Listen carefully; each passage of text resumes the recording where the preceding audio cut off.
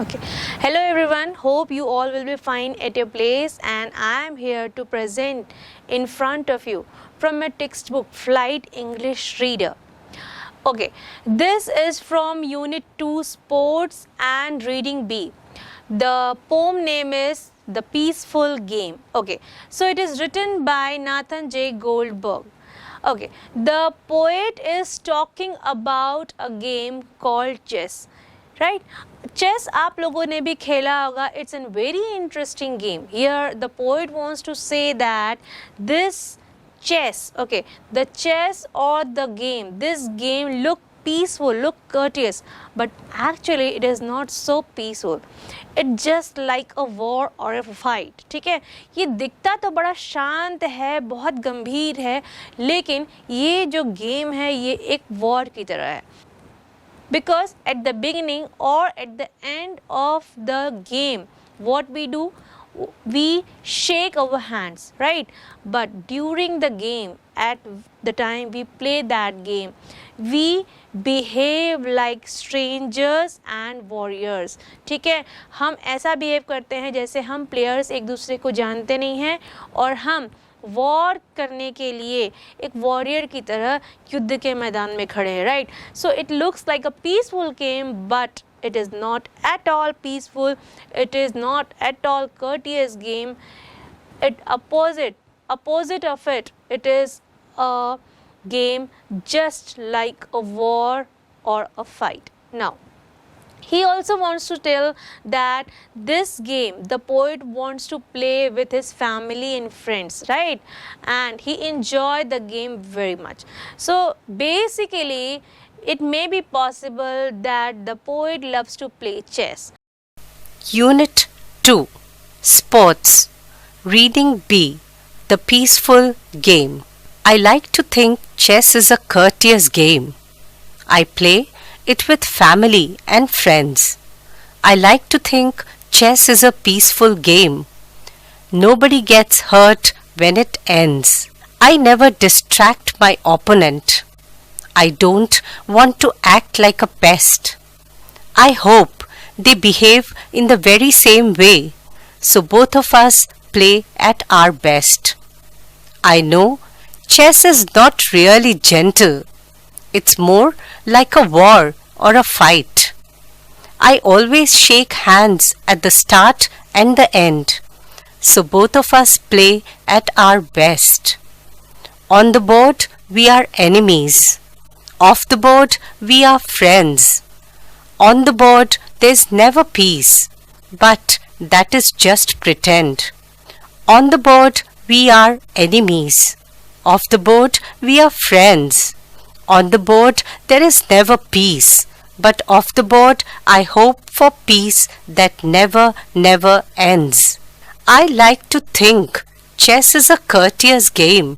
I play it with family and friends. I like to think chess is a peaceful game. Nobody gets hurt when it ends.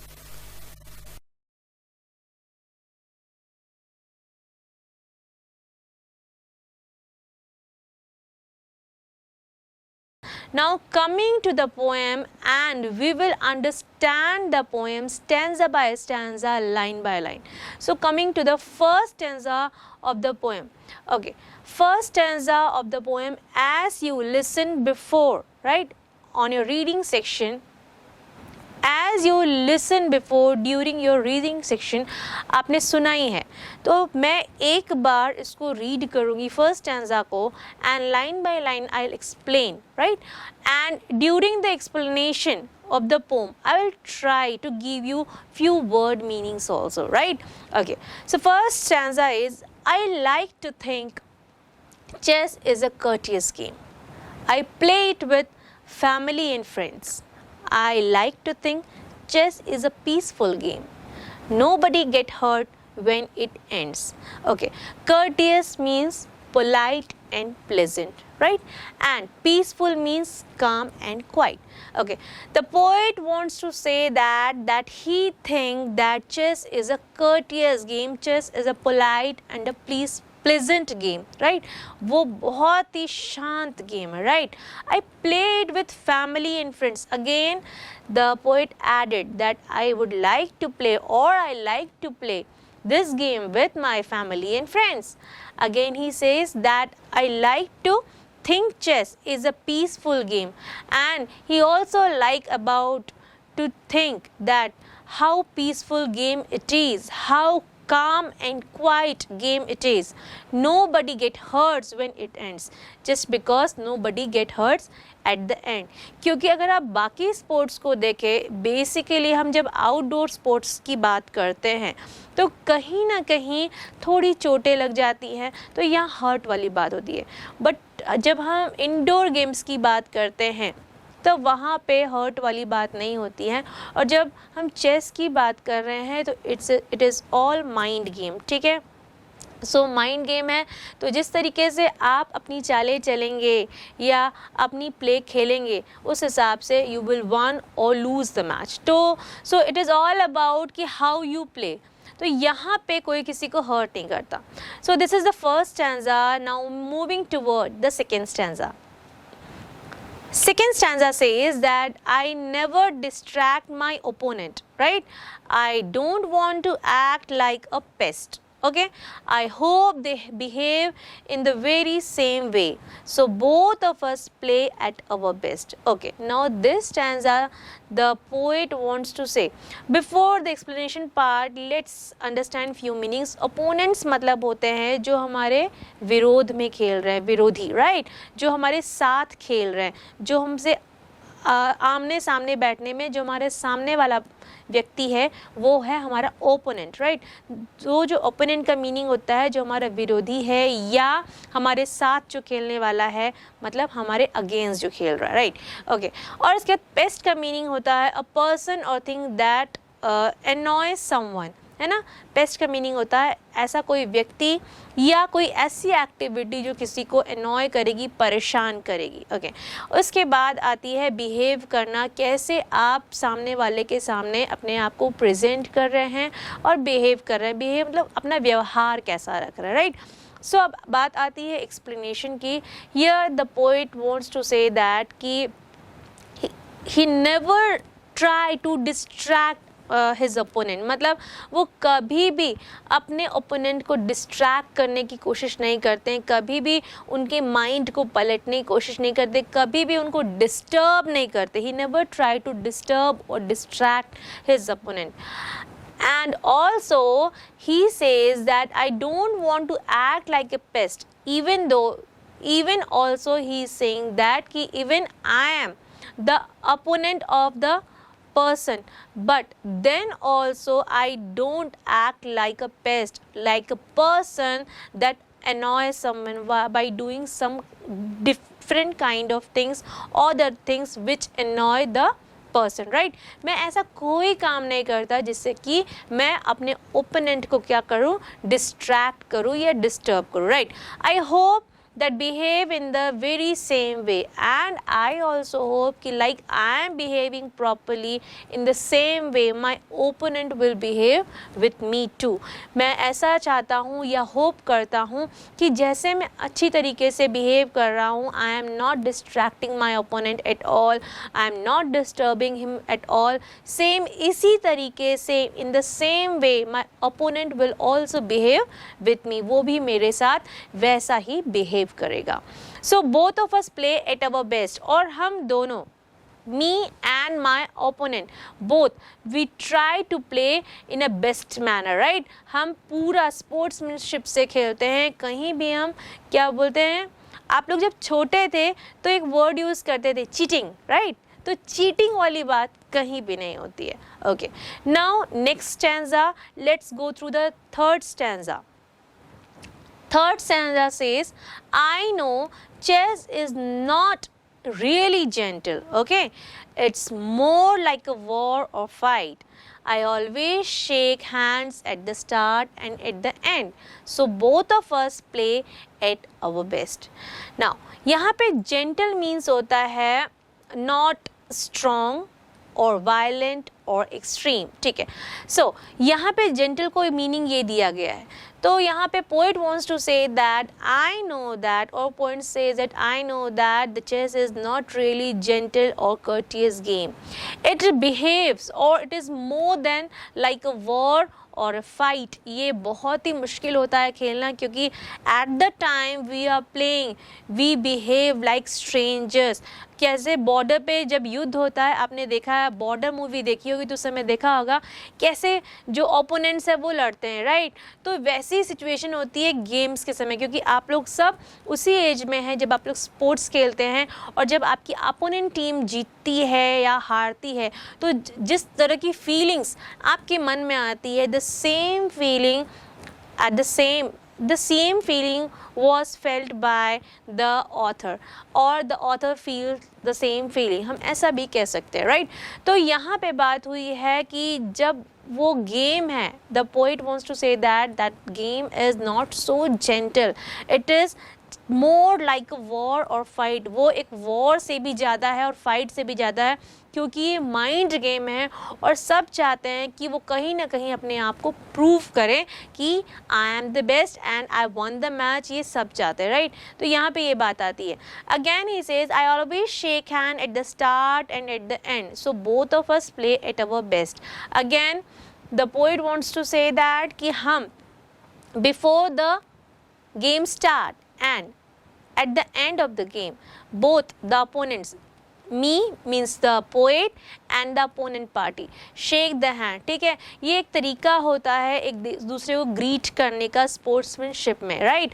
ये एक gesture होता है, हम same gesture से एक दूसरे को क्या करते हैं, ग्रीट करते हैं, विश करते हैं, ऑल द बेस्ट बोलते हैं, and both of us try to play in a best manner without any kind of cheating. So this is the third stanza. Now moving towards fourth stanza, let's read the fourth stanza. Fourth stanza says, on the board we are enemies, off the board we are friends, on the board there is never peace, but that is just pretend. Okay, enemies मतलब होता है दुश्मन, ठीक है। हम उसे कहते हैं नॉट अ फ्रेंड और a person who is hater, हम कह सकते हैं, राइट। तो ये एनिमीज़ की वर्ड मीनिंग हो गई। उसी तरह friends, it is easier. Friends कौन होते हैं, जो हमारे साथ अच्छी, हमारी जिनके साथ बॉन्डिंग होती है, एक अच्छी शेयरिंग होती है, वो हमारे फ्रेंड्स होते हैं।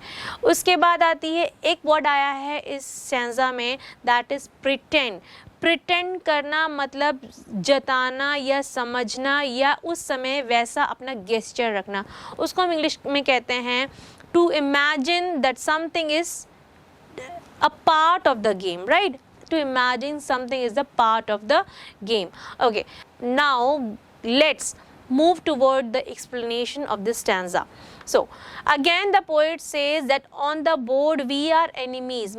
It means that when we are playing, okay, जैसे ही गेम स्टार्ट होता है, ड्यूरिंग द गेम, है ना, हम क्या हैं, एक एनिमी की तरह बिहेव करते हैं, ऐसे एनिमीज़ की तरह बिहेव करते हैं जैसे अब वॉर होने वाली है, फाइट होने वाली है, कैसे भी करके ये मैच हमको जीतना है, right.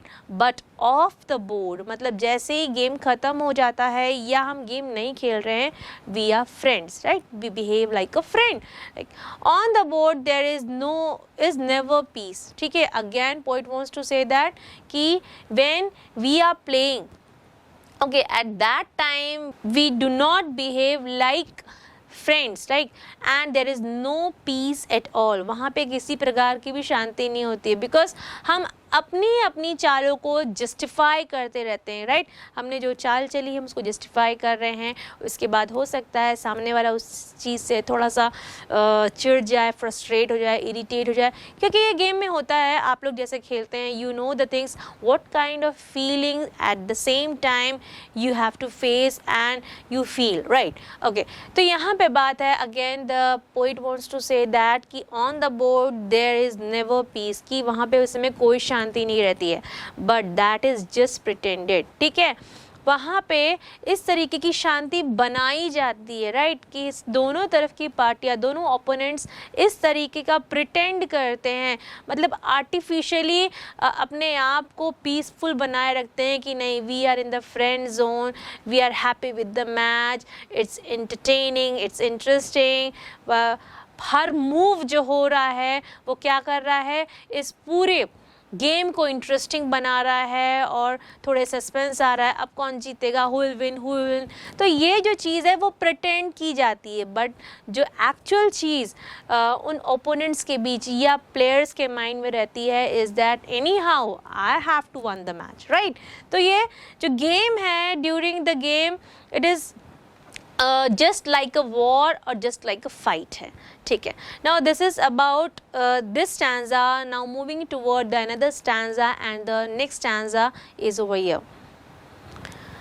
In the next stanza, poet says, on the board we are enemies, off the board we are friends, on the board there is never peace, and but off the board I hope for peace that never ends. So again the three lines are similar like the above stanza, है ना, कि on the board we are enemies, when we are playing at that time we are enemies, we are not friends at all, ठीक है, but off the board, है ना, at the game end we are again friends, right, or when we are not playing the game we are again friends, but on the board there is never peace, but at that time we are playing the same game, हम वहाँ पे friend नहीं है, इसलिए कहीं भी वहाँ पे शांति नहीं है, कुछ ना कुछ चल रहा है दोनों ओपोनेंट्स के दिमाग में, right. But off the board I hope for peace that never ends. Again poet wants to say that कि बट ऑफ द बोर्ड मतलब at the time we are not playing the game, I hope means the poet hope that the peace, जो दोस्ती है, जो शांति है in between the opponent, that must be never end, ठीक है, वो कभी भी ख़त्म नहीं होनी चाहिए। Okay, this is the stanza, and now coming toward the last stanza of this poem. The last stanza is over here. Okay, the last stanza says that I like to think chess is a courteous game. I play it with family and friends. I like to think chess is a peaceful game. Nobody get hurt when it ends. ठीक है, so ये stanza बिल्कुल the first stanza जैसे ही है. Again poet wants to say that the poet saying कि I like to think, मुझे ये सोचना बहुत अच्छा लगता है कि ये जो चेस है it is a courteous game, it is a peaceful game. I play it with my family and friends, मैं अपनी फैमिलीज़ के साथ खेलता हूँ, फ्रेंड्स के साथ खेलता हूँ, just like you people play with your family members and friends, right. और I like to think chess is a peaceful game, chess एक बहुत ही शांत एंड माइंडफुल गेम है। Nobody get hurts when it end, और किसमें कोई भी हर्ट नहीं होता है जब भी ये एंड होता है। So this is all about the interest area of the poet. That poet wants to say that he liked the game like anything, right? He liked the game just because he is thinking that it is a courteous game, just because he liked to play this game with his family and friends.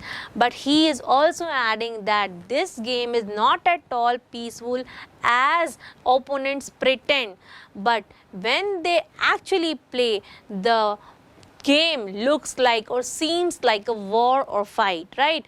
But on the board they are the strangers or they are enemies, they behave like enemies, but off the board they behave like a friends, they are friends. And he also hoped कि the friendship will remain same and this game will never hurt anyone. So this is all about the explanation part of the poem. Let's go towards the word meaning given in your textbook. Word meaning given on your screen. पहला है courteous. Courteous means polite और peaceful, right? जैसे मैंने बताया था. Distract मतलब होता है divert attention. ये word तब यूज़ हुआ है जब मैंने बताया था कि poet कहते हैं कि मैं अपने opponent को disturb नहीं करना चाहता. It means distract या divert नहीं करना चाहता. Opponent का meaning होता है player of the opposite team. So these are the three words given in your textbook. Now moving towards the comprehension part, and we'll try to find out the answer for the given question. So this is the first question from your textbook. First question is, why do you think the poet calls the chess a peaceful game? Do you accept his view? Why not? Okay, so poet called this game is a peaceful game, or poet called the chess a peaceful game just because यहाँ पे no one get hurted, right? Everyone wants to play this game just because it is a mind game, and we can play this game with our family and friends, and when we play at that time we behave like any beast, but when we are off the board, right, we are friends, we never hated each other, right? But हम क्या करते हैं, during this game we learn the different moves, right, and we learn the game how to play. So this is the game, or this chess is a peaceful game. And do you accept this view? So of course I accept his view just because his view is very clear to us. Okay, now next question, who are the opponent in the game? So the first one is the author itself, and the second one is the player of opposite team are the opponents, right? Okay, the question is here, there are many lines repeated in the poem. Why do you think the poet does so? Okay, यहाँ पे आप देख रहे हैं कि बहुत सारी lines को रिपीट किया गया है, और आपको ऐसा क्यों लगता है कि पोएट ने ऐसा किया होगा? तो पोएट ने ये इसीलिए किया है to give the importance to the game को इम्पोर्टेंस देने के लिए किया है, और साथ ही साथ टू ऐड पोएटिक डिवाइस, और ताकि वो पोएटिक डिवाइस को ऐड कर सके। जो पोएटिक डिवाइस कौन कौन से हैं? स्माइली, मेटाफोर, ऑक्सीमोरॉन और अलिटरेशन। इसके बारे में हम आगे चलकर पढ़ेंगे और डिटेल में जानने की कोशिश करेंगे कि ये पोएटिक डिवाइस क्या क्या है। Okay, there is a smiley, metaphor, oxymoron and alliteration. Right ये आपकी इस पोएम में दिए गए हैं, राइट। अब ये जो है हम जानते हैं कि ये चीज़ें होती क्या हैं। स्माइली जो होती है कब यूज़ होती है या कब जानी जाती है कि ये पोएम में आ रही है, तो ये एक डिवाइस है, हम एज अ टूल इसको समझते हैं कि ये पोएम को एक्सप्लेन करना चाह रही है, ये किस तरह की लिटरेरी डिवाइस है, राइट। तो स्माइली एक प्रकार की लिटरेरी डिवाइस है, और स्माइली के बारे में जैसे कि आपके बुक में दिया है, a simile is a comparison between two unlike objectives of feeling using like as example the bird dresses was as white as a cloud। तो स्माइली तभी यूज़ होती है जब दो अनलाइक ऑब्जेक्ट्स के बीच में क्या होता है, कंपैरिजन होता है, राइट। जैसे कि एक एग्जाम्पल दिया हुआ है कि द ब्राइड, जो ब्राइड है उसका जो ड्रेस है was as white as cloud है। जो ब्राइड है मतलब जो दुल्हन है, उसका जो ड्रेस है वो कितना वाइट है, जैसे क्लाउड सफ़ेद होता है ना वैसे उतना वाइट है। तो यहाँ पे ब्राइड की जो ड्रेस है उसका कंपैरिजन किससे हो रहा है, क्लाउड से हो रहा है। तो smiley is the literary device, right, ये उन जगहों पर यूज़ होता है। नाउ सेकेंड, मेटाफोर कब यूज़ होता है? Metaphor is also an literary device. A metaphor is a comparison between two unlike objects और फीलिंग्स विदाउट यूजिंग लाइक, ठीक है। अब यहाँ पे जैसे स्माइली हमने क्या बताया कि स्माइली भी क्या होता है, comparison between two unlike objects और फीलिंग्स, बट वहाँ पे क्या यूज़ होता है, लाइक। लेकिन उसका ठीक ओपोजिट हम अगर देखें तो मेटाफोर होता है, क्योंकि मेटाफोर भी होता है comparison between two unlike objects, लेकिन यहाँ पे विदाउट यूजिंग लाइक, यहाँ पे लाइक का यूज़ नहीं होता है। एग्जाम्पल में अगर आप देखें तो Alexander was the lion in the battle, ठीक है। अलेक्जेंडर जो है वो एक लायन की तरह काम कर रहे थे, या लायन थे एक बैटल में, मतलब वो किंग थे और उस बैटल को कहीं ना कहीं वो जीतने वाले थे। Okay, now an oxymoron is a phrase using two words of opposite meaning brought together in context. तो जब एन ऑक्सीमोरॉन की बात करते हैं तो ये फ्रेज जब दो फ्रेज है, या हम कह सकते हैं it is a phrase using two words of opposite meaning, जब दो वर्ड अपोजिट मीनिंग को एक साथ यूज़ किया जा सकता है तब वहाँ पे ऑक्सीमोरॉन आता है. जैसे कि आप कह सकते हैं साइलेंट स्पीच. अब साइलेंट भी कह रहे हैं, स्पीच भी कह रहे हैं. स्पीच मतलब बोलना, राइट, एक तरीके की आवाज़ बाहर आएगी, और वो साइलेंट कैसे हो सकती है. उसी तरीके के एग्जाम्पल ले सकते हैं हम स्वीट सॉरो. स्वीट मतलब एक जॉय या हैप्पीनेस को बताती है, तो सॉरो से कैसे उसको कनेक्ट कर सकते हैं, राइट. तो जहाँ पे ऐसे वर्ड्स एक साथ अपोजिट अनलाइक वर्ड्स जब एक साथ यूज़ होते हैं किसी भी पोम में, तो वहाँ पे हम क्या कहते हैं, यहाँ पोम में ऑक्सीमोरॉन है, राइट. नाउ एन एलिटरेशन की बात करते हैं. What is alliteration? Alliteration is a repetition of a particular sound in sentence in sequence, right. जैसे कि आप कह सकते हैं the wind whistled on the way, the fair breeze blew. यहाँ पे आप देख रहे हैं विंड विसिल, WW, राइट. फिर द फेयर ब्रीज ब्लू. यहाँ पे जो कंटिन्यूटी में वर्ड्स चल रहे हैं उनके जो फर्स्ट लेटर है वो सिमिलर है और एक जैसा साउंड कर रहे हैं, तो यहाँ पे एलिटरेशन की बात आती है. Okay, moving toward our next question. आपकी स्क्रीन पर आप देख सकते हैं try to write rhyming lines using the hints provided, right. आपको यहाँ पे सेंटेंस दिए गए हैं और एक फिलअप दिया गया, उसके एंड पर 3 सिमिलर वर्ड्स दिए गए हैं जो एंड हो रहे हैं, राइमिंग वर्ड्स हम कह सकते हैं. आपको जो सेंटेंस दिया गया है उससे रिलेट करके क्या करना है, एक राइमिंग सेंटेंस बनाना है. तो चलिए देखते हैं फर्स्ट सेंटेंस क्या है. First sentence is on your screen. I like the game of chess. ठीक है, ये आपका जो है पहला सेंटेंस है जो कह रहा है I like the game of chess. आगे आप लिख सकते हैं because there is a little mess, right. I like the game of chess because there is little mess. यहाँ पे थोड़ी सी ही मैसीपन होता है, बहुत ज़्यादा फैलाव नहीं होता है क्योंकि चेस जो है एक छोटे से एरिया में सिकुड़ जाता है, right. Now next second sentence है that is I play it with my family and I know there is no one to bully.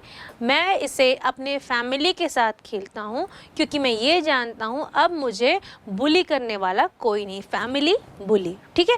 Family last में आ रहा है और उसके लास्ट में जो फर्स्ट सेंटेंस के लास्ट में फैमिली आ रहा है और सेकेंड लास्ट के सेंटेंस में क्या आ रहा है, बुली आ रहा है ना. बुली मतलब चिढ़ाना या मजाक उड़ाना, कुछ इस तरीके से. Next we play day and night. ठीक है, अब हम लिख सकते हैं इसमें without having a single fight. हम जो है दिन रात खेलते हैं, day and night. First sentence का जो लास्ट वर्ड है नाइट और without having a single fight. इस सेंटेंस में फाइट जो है वो सिमिलर या सिमिलर साउंडिंग वर्ड है, हम कह सकते हैं. ठीक है, तो ये मीनिंग हुआ इसका कि हम जो हैं दिन रात खेलते हैं लेकिन बिना लड़ाई झगड़े के खेलते हैं. ये हिंदी मीनिंग है इसकी. Now next is it's more like a war. ठीक है, the way it's happen sometimes at a bar. तो ये एक वॉर से भी ज़्यादा है, जैसे कि क्या होता है कभी कभी हम बार में देखते हैं. Okay, there is never peace. Okay, and sometimes we end up having a friendly tease. यहाँ पे कभी शांति नहीं होती और हम क्या करते हैं, इस गेम को एंड अप करते हैं किसके साथ, एक फ्रेंडली टीज के साथ. टीज मतलब हल्का सा चिढ़ाना या थोड़ी सी शैतानी करना, थोड़ा सा किसी को परेशान करना, लेकिन एक फ्रेंडली वे में, right. So in this way we have completed this question. Now in this way we have completed the whole part, means the explanation, question answers, word meanings exercise of this poem, The Peaceful Game. Hope you understand the lesson or the poem, and we will meet in our next video. Till then, bye, take care.